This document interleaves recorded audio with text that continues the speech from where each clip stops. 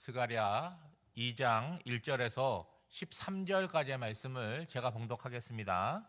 내가 또 눈을 들어 본즉 한 사람이 측량줄을 그의 손에 잡았기로 내가 어디로 가느냐 물은즉 그가 내게 대답하되 예루살렘을 측량하여 그 너비와 길이를 보고자 하노라 하고 말할 때에 내게 말하는 천사가 나가고 다른 천사가 나와서 그를 맞으며 이르되 너는 달려가서 그 소년에게 말하여 이르기를 예루살렘은 그 가운데에 사람과 가축이 많으므로 성곽 없는 성읍이 될 것이라 하라. 여호와의 말씀에 내가 불로 둘러싼 성곽이 되며 그 가운데에 영광이 되리라. 오호라 너희는 북방 땅에서 도피할지어다. 여호와의 말씀이니라. 이는 내가 너희를 하늘 사방에 바람같이 흩어지게 하였음이니라. 여호와의 말씀이니라. 바벨론 성에 거주하는 시온아 이제 너는 피할지니라. 만군의 여호와께서 이같이 말씀하시되 영광을 위하여 나는 너희를 노략한 여러 나라로 보내셨나니 너희를 범하는 자는 그의 눈동자를 범하는 것이라. 내가 손을 그들 위에 움직인즉 그들이 자기를 섬기던 자들에게 노략거리가 되리라 하셨나니 너희가 만군의 여호와께서 나를 보내신 줄 알리라. 여호와의 말씀에 시온에 따라 노래하고 기뻐하라. 이는 내가 와서 내 가운데에 머물 것임이라. 그날에 많은 나라가 여호와께 속하여 내 백성이 될 것이요 나는 내 가운데에 머물리라. 내가 만군의 여호와께서 나를 내게 보내신 줄 알리라. 여호와께서 장차 유다를 거룩한 땅에서 자기 소유를 삼으시고 다시 예루살렘을 택하시리니 모든 육체가 여호와 앞에서 잠잠할 것은 여호와께서 그의 거룩한 처소에서 일어나심이니라 하더라. 아멘. 오늘 본문은 스가랴 선지자가 본 8개의 환상 가운데 세 번째 환상입니다. 이 환상에 나오는 패턴이 있어요.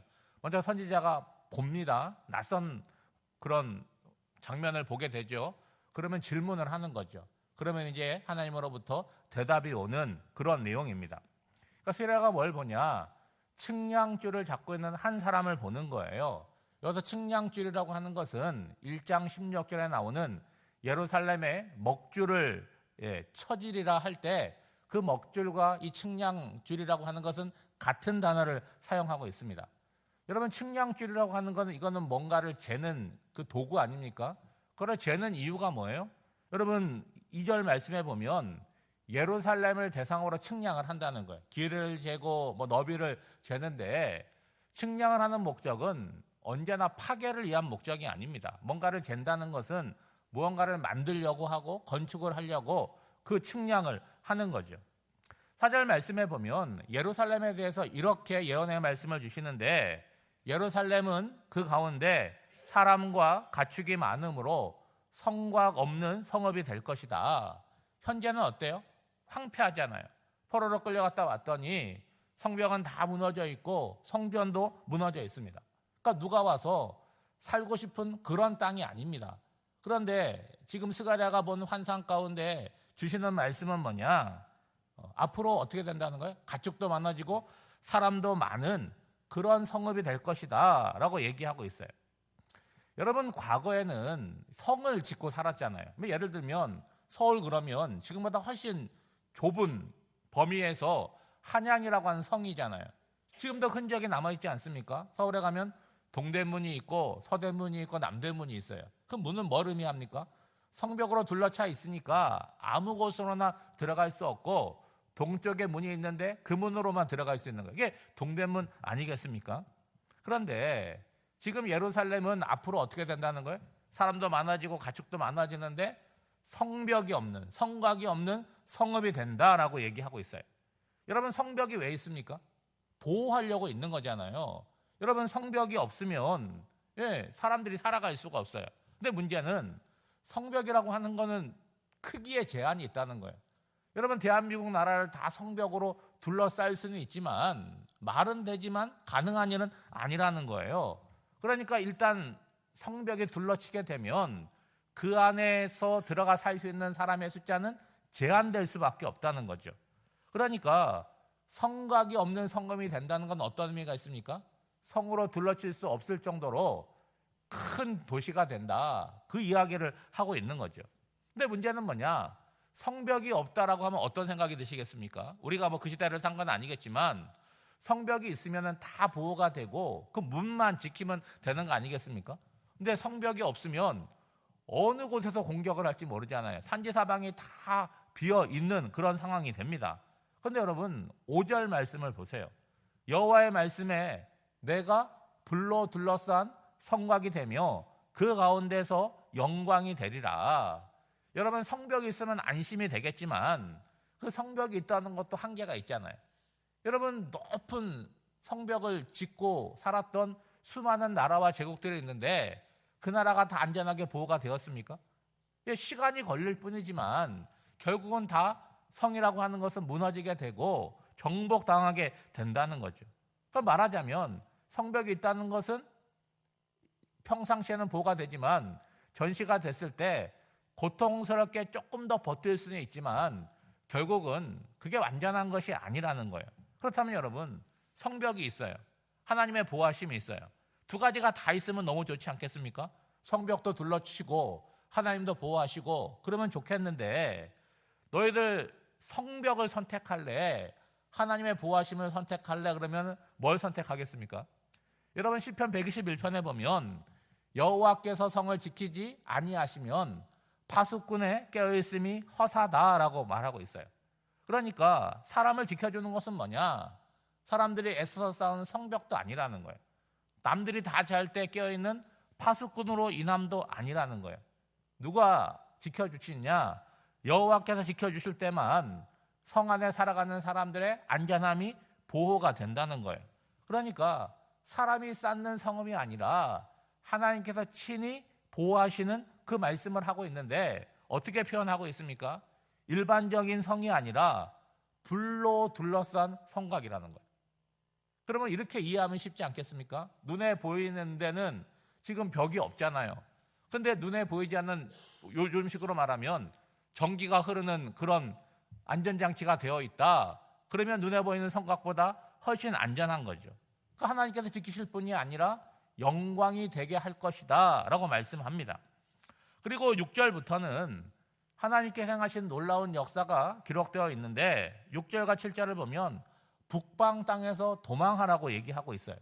여러분 북방이라고 하는 것은 어디입니까? 북쪽을 얘기하는데 7절 말씀에 보면 바벨론 성에 거주하는 시온아 너는 이제 피할지니라. 남유다 백성들을 포로로 끌려간 가장 강력한 제국이었던 바벨론을 이야기하는 거예요. 왜 도망해야 되고 왜 피해야 됩니까? 또 그럴 만한 능력이 있습니까? 그것은 하나님의 심판이 그 땅 가운데서 일어날 것이기 때문에 너희들 피하라 라고 얘기하는 거예요. 왜 이런 일이 일어납니까? 하나님께서 이스라엘을 회복시키려면 어떻게 해야 되는 거예요? 이스라엘을 억압하고 이스라엘을 공격하고 이스라엘 종삼는 나라들 하나님께서 멸망시켜야 되잖아요.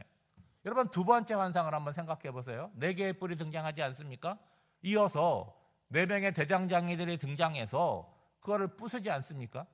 그러니까 그 속에서 계속 머물러 있다 보면 제국이 피해를 입게 될 때 너희들도 함께 어려움을 겪게 되니까 피하라는 거예요. 시온 백성이 피하고 나면 내가 그 땅을 심판할 것이다라는 말씀을 하는 거죠. 8절 말씀에 보면 기가 막힌 말씀이 나오는데 하반절에 보면 너희를 범하는 자는 그의 눈동자를 범하는 것이라. 여러분 우리의 몸에 많은 기관들이 있지 않습니까? 여러분 뭐가 제일 중요한 것 같아요? 물어보면 사람마다 다 다르겠죠. 심장이 중요하다는 사람도 있고 다 다를 겁니다. 그런데 우리가 보편적으로 하나님께 기도할 때 하나님의 보호하심을 구하잖아요. 그렇죠? 우리 아들 하나님 보호해 주세요. 어떻게 보호해 주기를 원해요? 눈동자처럼 보호해 주기를 원한다는 거예요. 그래서 지금 하나님께서 말씀하시는 바가 뭐냐? 이스라엘 백성, 이 땅에 살아가는 하나님의 자녀들을 얼만큼 귀하게 여기신다는 거예요? 눈동자와 같이 귀하게 여기시고 보호하신다라고 말씀을 하는 거죠. 여러분 9절에 보면 하나님께서 움직이로 말미암아 전세가 역전이 됩니다. 이렇게 말하고 있죠. 그들이 자신을 섬기던 자들에게 노략거리가 되리라. 어제까지는 바벨론이 힘이 있어서 이스라엘 백성들을 억압하고 괴롭혔습니다. 그런데 이제는 역전이 되어서 그 반대가 될 것이라고 말씀하는 거죠. 그러니까 오늘 현실은 그런 상황이 아닌데 지금 하나님의 말씀이 이렇게 주어지고 있으니까 장차 어떻게 된다는 거예요? 고난과 눈물이 사라지고 기쁨과 찬성이 회복되게 될 것이라는 거예요. 그래서 10절 말씀이 나오는 거예요. 여호와의 말씀에 시온에 따라 노래하고 기뻐하라. 이는 내가 와서 내 가운데에 머물 것임이라. 여러분, 이스라엘이 범죄함으로 말미암아 하나님의 영광이 성전에서 이스라엘에게서 떠났다는 거예요. 그 떠난 하나님의 영광이 이제 다시 찾아오실 것이고 임재하실 거라는 거예요. 그러니까 뭐 하라는 거예요? 너희들 노래하고 기뻐하라라고 말씀을 하는 거죠. 그리고 11절 이하를 보면 굉장히 중요한 개념이 나오는데 이스라엘의 회복은 이스라엘의 회복만으로 끝나는 것이 아니라는 거예요. 그 회복됨으로 말미암아 하나님의 나라가 확장이 되는데 어디까지 확장이 되는 거예요? 이방 나라까지 확장이 된다는 거예요. 그러니까 이방인의 구원은 신약에서만 얘기하는 것이 아니라 이미 구약 성경 곳곳에서 하나님께서 예언자들을 통해서 약속하신 바라는 거죠. 이게 언제 성취가 됩니까? 장차 메시아께서 이 땅에 오셔서 구원을 이루게 될 때에 자기 백성 유대인들은 오히려 그것을 거부했고 이방인들이 먼저 예수를 믿는 역사가 나타나므로 이 말씀이 응답이 되는 거죠. 여러분, 스가랴가 이 얘기를 예언의 말씀을 할 때 유대인들은 이 말씀을 잘 이해 못했을 거예요. 그리고 이해하는 사람도 그건 말이 안 된다고 생각을 했겠죠. 그렇지만 하나님의 약속은 성취되었고 지금도 성취되고 있는 거죠. 그래서 오늘날은 너 유대인이냐? 이런 질문이 없잖아요. 누구든지 주의 이름을 부르는 자는 구원을 얻는, 그리고 구원을 얻는 모든 백성들이 바로 하나님의 백성이 되는 것이죠. 사랑하는 성도 여러분, 오늘 본문을 통해서 세 가지를 말씀하고 있지 않습니까? 뭐죠? 하나는 하나님께서 우리의 울타리가 되어주신다는 거예요. 어떤 울타리요? 불로 태우는 울타리가 되어주신다는 거예요. 완전한 보호를 얘기하는 것이죠. 그리고 우리는 하나님께 어떤 존재라는 거예요? 너희는 나의 눈동자와 같이 귀한 존재다 라고 말씀하고 있고, 하나님께서 우리 가운데 오사 우리와 함께 계시겠다라고 말씀하고 있습니다. 그러므로 그의 거룩한 처소에서 일어나시는 하나님을 우리가 잠잠히 바라보며 오늘 한 날도 살아가야 되겠습니다. 이 새벽에 기도하실 때 우리가 하나님께 어떤 존재이고 하나님께서 우리를 어떻게 사랑하셨는지를 깊이 묵상하시면서 감사의 기도를 드리는 저와 여러분이 되시기를 주님의 이름으로 축복합니다. 기도하겠습니다. 하나님 아버지, 예수를 믿는다는 것은 오늘이란 현실을 살아가지만 지나간 날들을 은혜로 해석하고 다가올 미래를 소망 가운데 바라보는 것임을 깨닫습니다. 세상 일에 일희일비하지 않고 잠잠히 하나님을 바라보게 하옵소서. 우리를 선택하사 눈동자와 같이 소중히 여기시고 불과 같이 강한 울타리가 되어주심을 생각하며 그 하나님과 날마다 함께 살아가게 하옵소서. 깊어가는 가을 살아온 날들을 돌아보며 열매를 점검해야 될 시기입니다. 주님, 하나님이 우리에게 베풀어 주신 은혜가 감사의 열매로 드려지게 하옵소서. 주님의 교회가 이 시대에 빛과 소금의 역할을 바르게 감당하게 하시고 모든 지체들이 서로 사랑하고 섬기게 하옵소서. 환난 지구 가운데 있는 성도들을 긍휼히 여겨주시고 가장 선한 길로 인도하여 주시옵소서. 오늘 한 날도 성도들의 발걸음에 힘이 있게 하여 주시고 은혜를 베풀어 주시옵소서. 감사를 드리오며 이 모든 간구를 예수님의 이름으로 기도하옵나이다. 아멘.